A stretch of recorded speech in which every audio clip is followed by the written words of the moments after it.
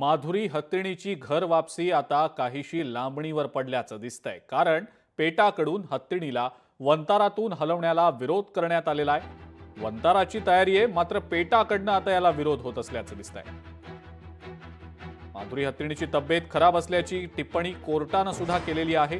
या संदर्भातली सुप्रीम कोर्टातली आजची सुनावणी संपलेली आहे।